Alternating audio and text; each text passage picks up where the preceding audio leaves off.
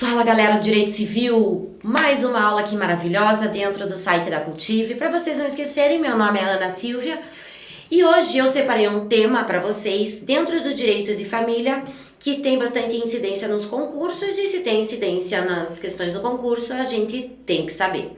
Antes da gente começar a aula, não esquece de assistir a aula com o Código Civil aberto.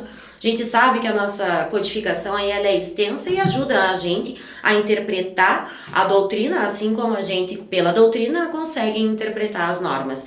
Então, todo mundo aí com o Código Civil aberto, vamos no artigo 1565, 1566, que fala sobre o tema da aula de hoje, que são os efeitos do casamento, e também na segunda parte da aula nós vamos falar sobre os defeitos do casamento, ok? Começando então com o tema efeitos do casamento.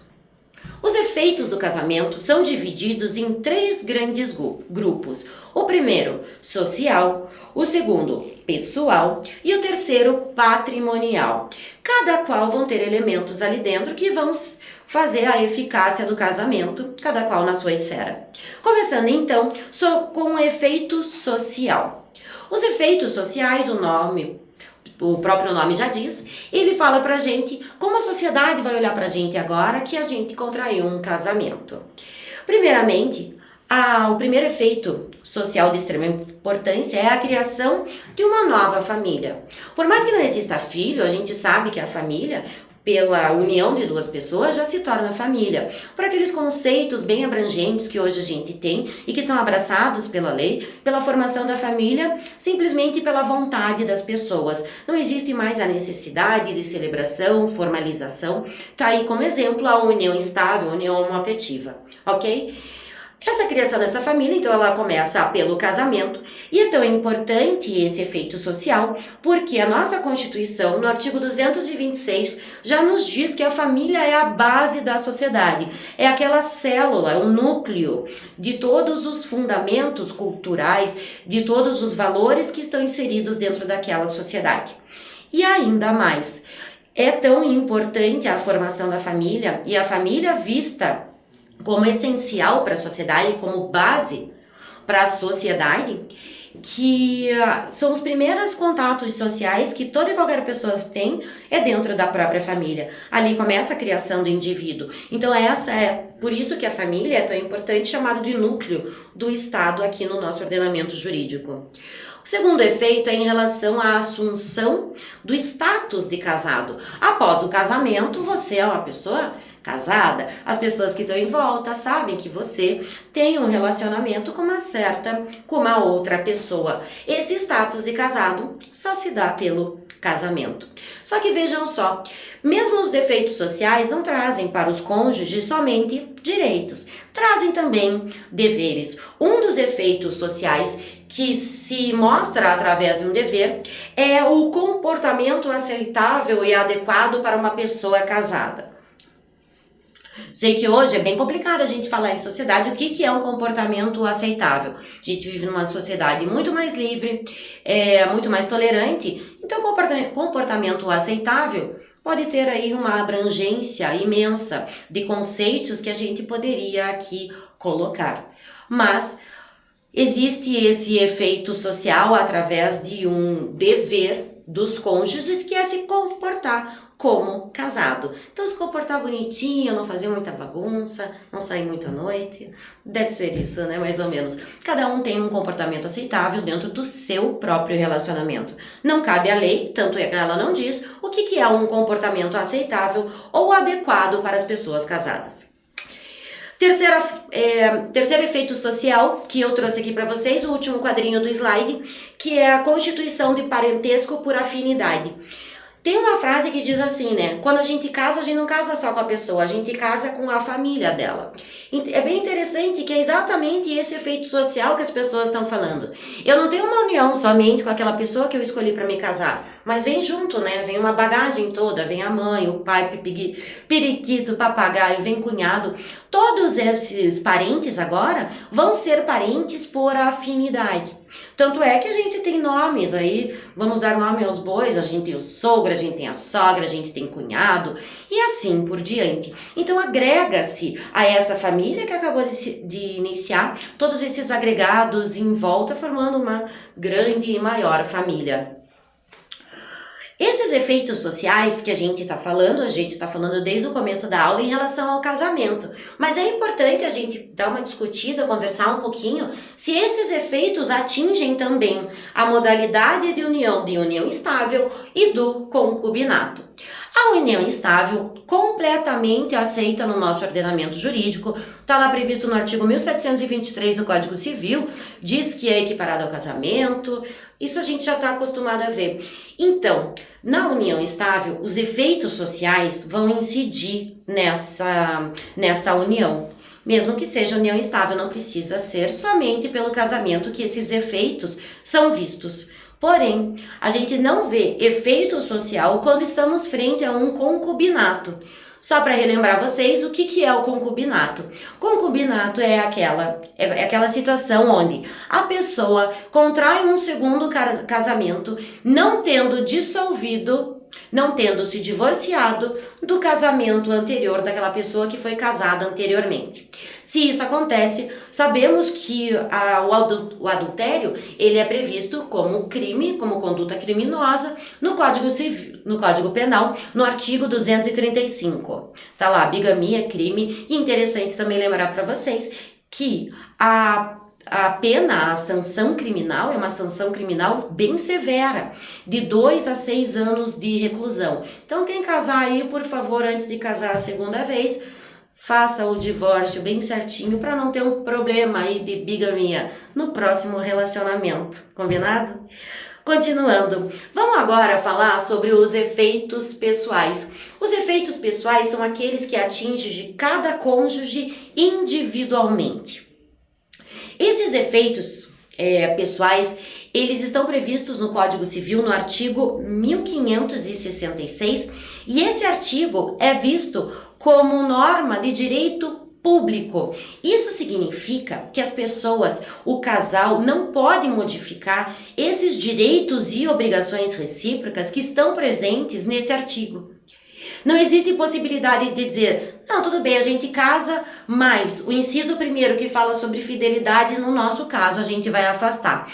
Isso não pode acontecer.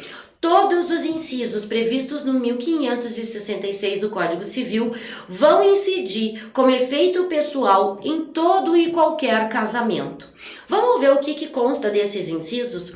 O inciso primeiro fala que é dever de ambos os cônjuges a fidelidade recíproca.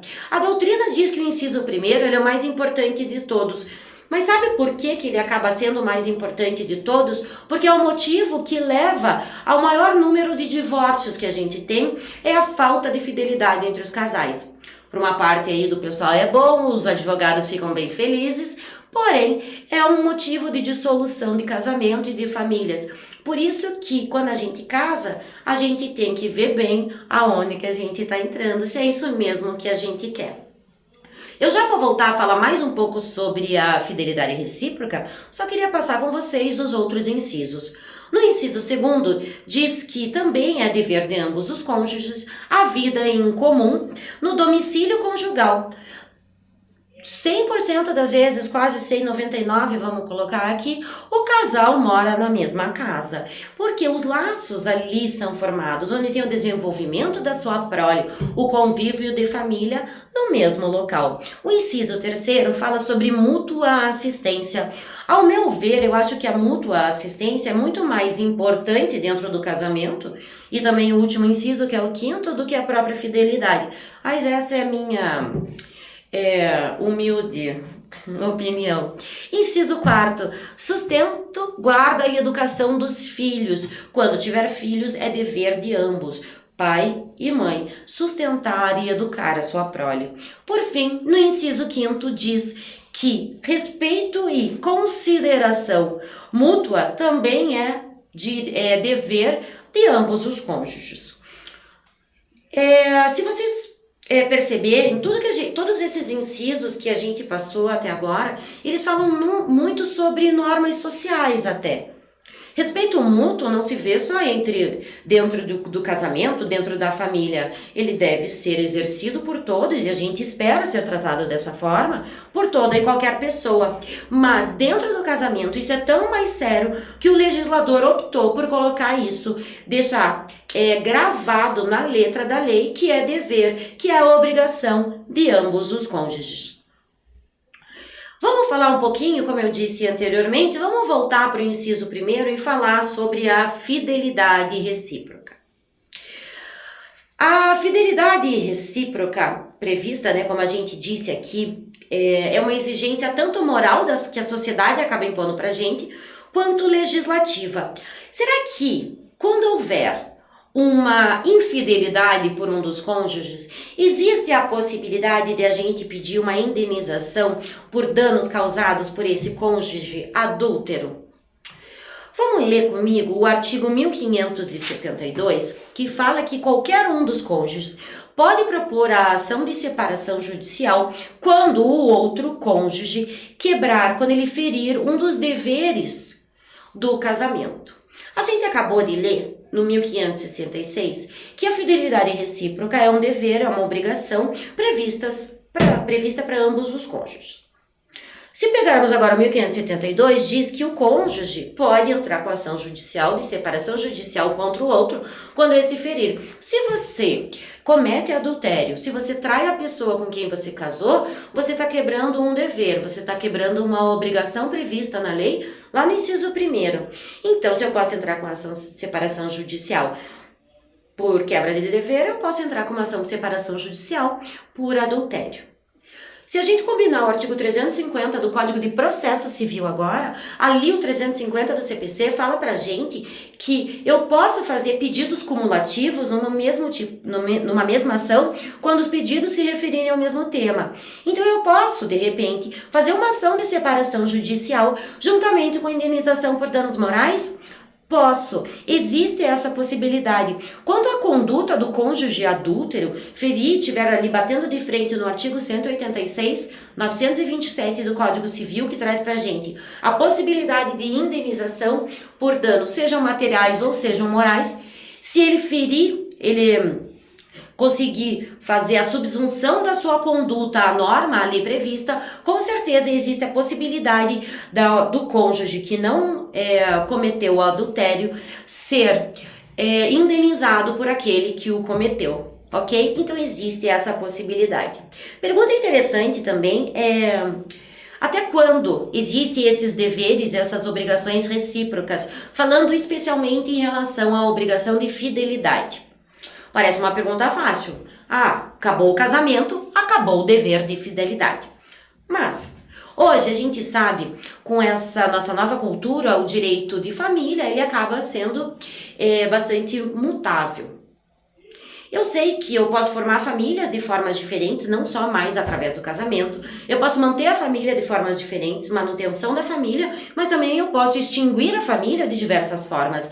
Não é só o divórcio que extingue a família, existe a separação judicial, a separação de fato e assim por diante. Então vamos parar para pensar, vamos combinar alguns artigos aqui para a gente ver quando que realmente se extingue os deveres e principalmente o dever de fidelidade entre os cônjuges. Abre para mim o artigo 1576. Olha o que ele fala. A separação judicial põe termos aos deveres de coabitação e fidelidade recíproca e ao regime de bens. Muito simples. Separação judicial faz cessar, extingue o dever de fidelidade. Ótimo. É sempre que a gente tem uma separação judicial? Não. Pode existir uma separação de fato? Pode. As pessoas acabam, às vezes, por se separar, um sai de casa, cada um vai para o seu lado, e eles não fazem uma formalização da separação ou do divórcio.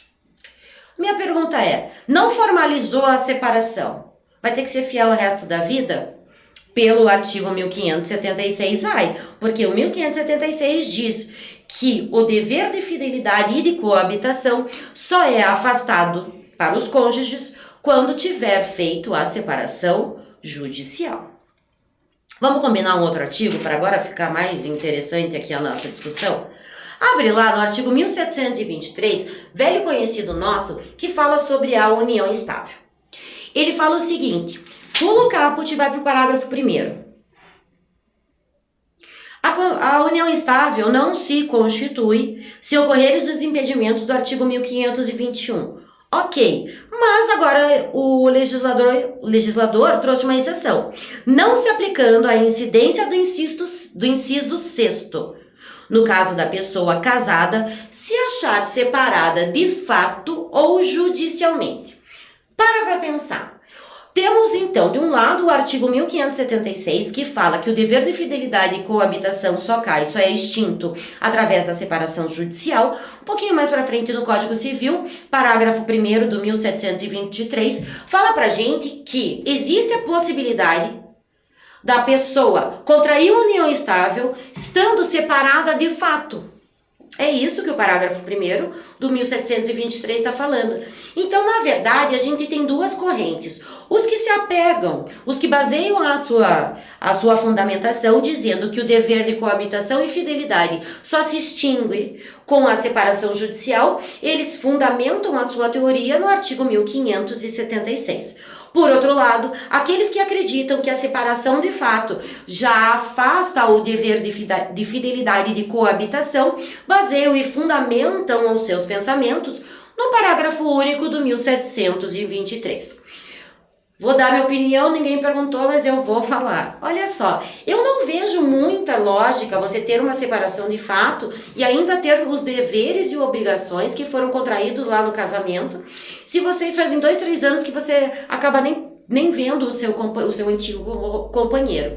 Muito menos exigindo de mim que eu seja fiel a uma pessoa que eu não vejo há 3 anos. Me parece que o parágrafo 1º traz uma solução um pouquinho mais adequada em relação à extinção dos direitos e obrigação como efeito de casamento. Para terminar a parte de efeitos, vamos falar sobre os efeitos patrimoniais. A gente hoje só vai falar um pouquinho sobre cada efeito, mas regime de bens, procurem aí, tem outra aula sobre isso e assim por diante. Bom, os efeitos patrimoniais, o primeiro deles, regime de bens. O regime de bens é um conjunto de normas que vai ser aplicada em relação aos bens materiais do casal. Eles vão escolher, a princípio, a regra é que o casal possa escolher o seu regime de casamento. Não é toda vez, porque existe também imposição legal em certas situações. Matéria para uma outra oportunidade. Mas para vocês saberem, o primeiro efeito patrimonial que a gente vê dentro do casamento é sim o regime de bens escolhidos por ele. Segunda, assistência pecuniária. O 1568 ele é bem simples e traz isso bem marcantemente para a gente. Os cônjuges são obrigados a concorrer na proporção dos seus bens e dos rendimentos do trabalho para o sustento da família. Você trabalha, você ganha, você tem que contribuir. Basicamente é isso que o 1568 fala. Esse dever de cooperação, de assistência pecuniária, é de ambos os cônjuges e é sim um efeito patrimonial do casamento. Terceiro, prestação alimentar. O casamento faz nascer o dever de prestar alimentos, seja para o ex-cônjuge ou seja para os filhos, certo? Também matéria para uma outra aula. Também como efeito patrimonial, os direitos sucessórios. Abre-se aqui uma gama, um leque de possibilidades, dependendo do regime escolhido pelo casal e também dependendo se vão ter ou não filhos. Mas abre-se aqui uma consequência de extrema importância, que é o direito sucessório. Ainda, coloquei aqui do ladinho para vocês não esquecerem, enquanto durar o poder familiar, ou seja, enquanto os filhos estiverem na barra da saia dos pais, enquanto eles foram menores de idade, existe o usufruto dos bens do filho, existe a administração pelos pais dos bens dos filhos. E a última questão dos efeitos patrimoniais é a questão do direito real de habitação. Quando um cônjuge morre, aquele cônjuge sobrevivente tem o direito real de habitação na casa que era do casal, também até o seu falecimento. Também estão todos ali previstos no Código Civil, na parte de direitos reais. Ah, que legal. Chegamos agora na nossa segunda parte da aula. Nós vamos falar, antes falamos sobre os efeitos, agora nós vamos falar sobre os defeitos do casamento. Eu coloquei uma fotinho ali só para vocês relaxarem um pouco, bebe uma água, dá um tempinho. Na verdade, os defeitos do casamento que nós vamos falar hoje não é em relação ao que um cônjuge fez com o outro, se deu algum problema, se eles não estão se entendendo. Na verdade, o que interessa para o direito aqui na nossa matéria são os defeitos do casamento na sua formação. Em relação aos defeitos do casamento, existem três consequências, três possibilidades de consequência. O casamento pode ser inexistente, o casamento pode ser nulo ou o casamento pode ser anulável. Começando pelo casamento inexistente. Para eu poder falar para vocês sobre casamento inexistente, a gente vai ter que voltar a uma velha discussão lá da parte geral do direito civil. O artigo 104 fala que o negócio jurídico ele vai ter validade quando abre lá 2 pontos e coloca os requisitos de validade de todo e qualquer negócio jurídico. O agente tem que ser capaz, o objeto tem que ser lícito, a vontade tem que ser livre e assim por diante. Aqui existe uma modificação muito severa nesse artigo quando da promulgação, do Código Civil de 2002. O Código Civil de 16 adotava a teoria de Pontes de Miranda da famosa escada pontiana. Trazia os 3 planos da escada pontiana, que são eficácia, existência, validade e eficácia. Desculpa, vamos de novo. Existência, validade e eficácia. No plano da existência, o Pontes de Miranda colocava pra gente que se não fechasse os requisitos ali da existência, o nosso negócio jurídico sequer existia. Não produzia efeito nenhum, porque não precisava nem chegar no plano da validade para ver se era válido, porque sequer existia. É isso aqui que o legislador quer falar pra gente quando existir um negócio, um casamento inexistente. O Código Civil não especifica quando que um negócio jurídico é inexistente. Por causa dessa transição do Código Civil de 16 para o de 2002, o 16 dizendo o negócio jurídico existe quando e colocava os elementos. Por sua vez, o Código Civil de 2002 mudou o caput colocando a validade do negócio jurídico depende de. Então, como teve essa mudança de existência para validade, alguns doutrinadores afirmam que o plano da existência de Pontes de Miranda não existe mais, porque o legislador retirou a palavra existência. Ao meu ver, concordo com Flávio Tartucci que o plano da existência ainda existe e facilita a nossa vida na hora da gente averiguar a existência, validade e eficácia de um negócio jurídico. A inexistência, ela não é um defeito de ato. Não é o ato que é defeituoso. Por quê? Porque esse ato sequer existe. Pra gente casar, quantas pessoas eu tenho que ter? 2. 2 pessoas têm que ir lá no cartório para querer casar. Se for só eu posso casar sozinha? Eu vou casar comigo mesma. Esses dias saiu uma reportagem falando que uma menina na China casou com ela mesma para ela não ficar pra titia, Aqui no nosso ordenamento, esse casamento é considerado inexistente. Por quê? 2 questões. Tem que ter 2 pessoas. Segundo, falta de consentimento. Aqui, na falta de consentimento, a gente está falando sobre vício de vontade. O vício de vontade que eu tô falando aqui é a coação. Aquele que alguém chega para você, bota uma arma na tua cabeça e diz, se você não casar comigo, eu te mato. Isso é coação. Tendo vício de vontade, nesses termos, sequer o casamento é considerado existente, ok? Sabe por quê? Porque a vontade sequer existe. A gente volta lá para aquela discussão, escada pontiana, plano da existência, ok? Segundo, falta de celebração. Aqui o que a doutrina está querendo trazer para a gente é que a falta do ato solene causa a inexistência do casamento. É como se o casamento não tivesse existido. Imagina que eu tô na casa de um amigo, eu chego lá, meu namorado, vamos casar? Vamos. Meu amigo se faz ali de tabelião, de responsável, de autoridade para firmar aquele casamento. Ele não tem essa autoridade. Não foram feitas as formalidades necessárias para o casamento, a habilitação, publicidade e a celebração. Então, esse casamento sequer existe. Casamento inexistente. Segundo defeito do casamento, lembrando a vocês que esse defeito diz respeito ao momento de formação, ao momento da celebração do casamento, o casamento pode ser nulo. Aqui também voltamos um pouquinho lá para a parte geral do direito civil, onde a gente tem aquela diferenciação de nulidades e anulabilidade. Sabemos que existe a nulidade quando tivermos frente a uma infração à norma de direito público, que são as normas cogentes que falávamos há pouco. Essas normas estão previstas no artigo 1521. Se vocês lembram, o artigo 1521 traz pra gente os impedimentos do casamento, ou seja, aqueles que são proibidos de casar entre si, pai e filho, o adotado e o adotante, o tutor e tutelado, e assim por diante. Se pai e filho se casam, pode casar? Não pode, é proibido. Esse negócio jurídico é nulo. Posso daqui a 30 anos anular? Posso, porque a gente sabe que a nulidade não tem prazo para ser arguida, ok? Quem tem legitimidade para pedir, para dizer que aquele casamento é nulo? Artigo 1549 do Código Civil. Qualquer interessado e o Ministério Público. Qualquer pessoa que tenha interesse em demonstrar a nulidade daquele casamento, assim como o Ministério Público Fiscal da Lei, tem legitimidade para propor a ação anulatória de casamento.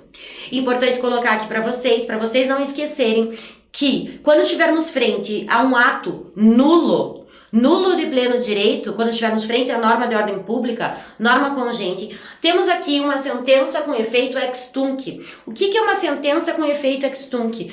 O conteúdo da sentença vai retroagir até o ato que está sendo impugnado. No nosso caso aqui, o que a gente está impugnando, o ato impugnado na ação é o casamento, é a celebração do casamento. Essa sentença retroage até o dia da celebração do casamento e apaga tudo o que aconteceu entre o dia da celebração do casamento e o dia da sentença. Isso é um efeito ex tunc. Apaga-se tudo como se o casamento nunca tivesse existido. Ok? Tranquilo, né, gente? Eu sei que vocês estão careca de saber em relação à parte geral do direito civil. Por último, mas não menos importante, o casamento anulável. Vocês lembram da anulabilidade dos negócios jurídicos?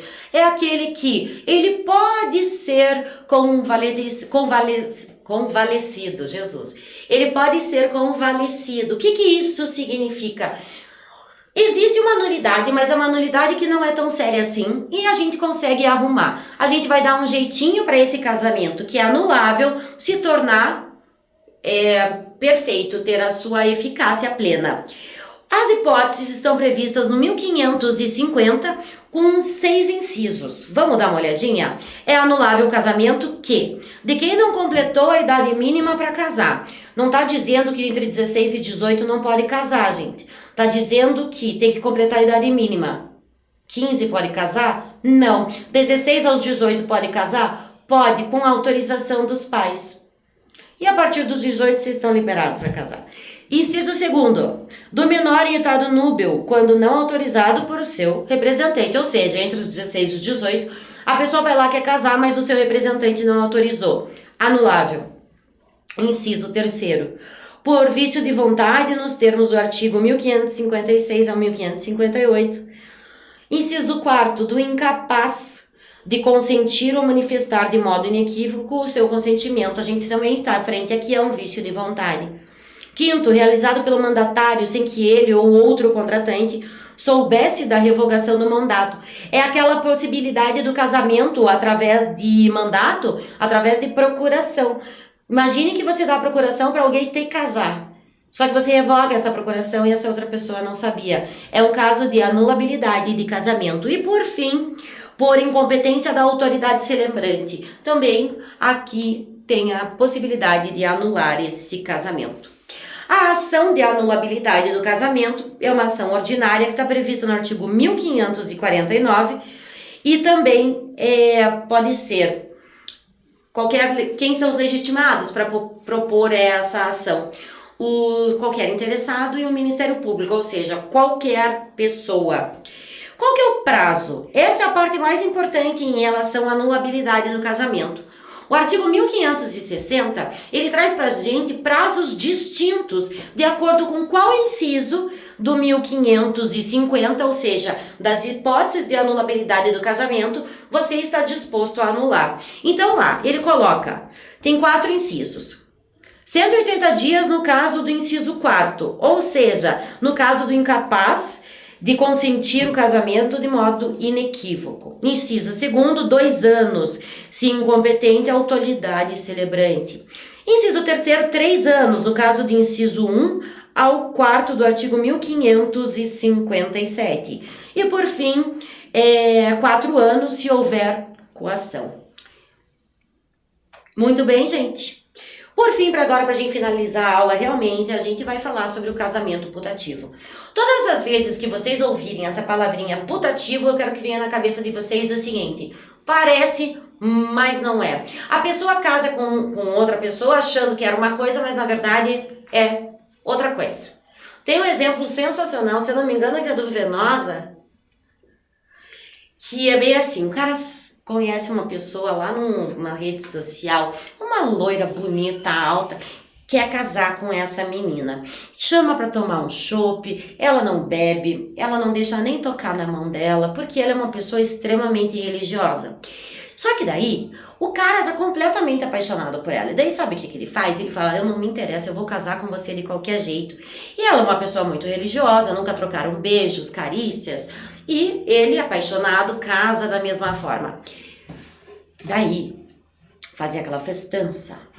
Chama os parentes, casa todo mundo. E ele, na noite de núpcias, descobre que ela, na verdade, é ele. Eu acho sensacional esse exemplo.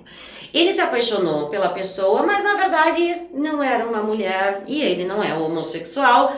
Então ele chega lá na noite de núpcias, ele tem um apetrecho que não era para estar lá na sua novíssima esposa. O que acontece? Aqui estamos frente a um casamento putativo. Ele dizia que era, o outro acreditou, mas na verdade não era. Por isso que putativo a gente sempre lembra, parece, mas não é. O casamento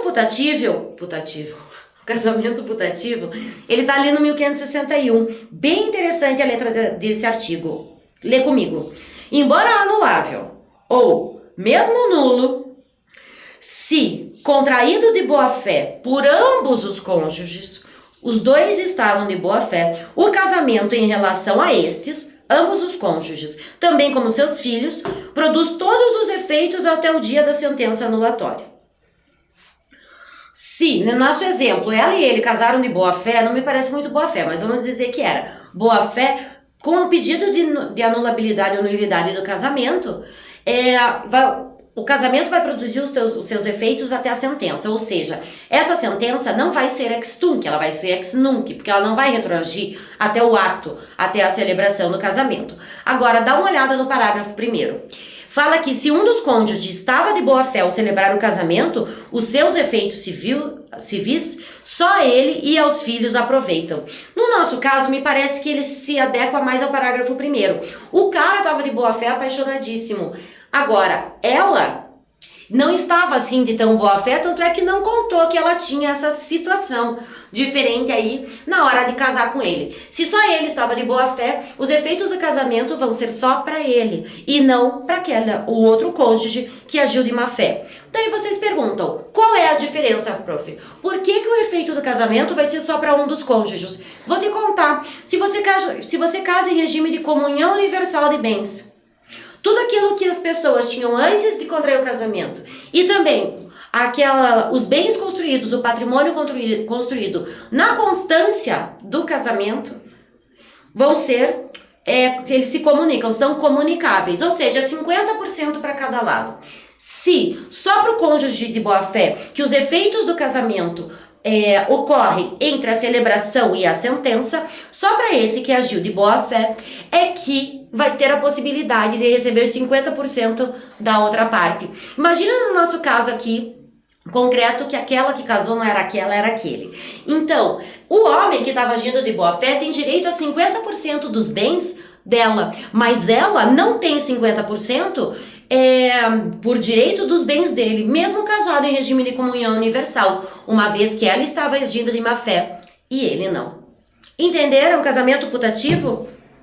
Muito bem. Gente, agradeço a atenção de vocês e eu vejo vocês aqui na próxima, na Cultive Direito Civil. Beijo!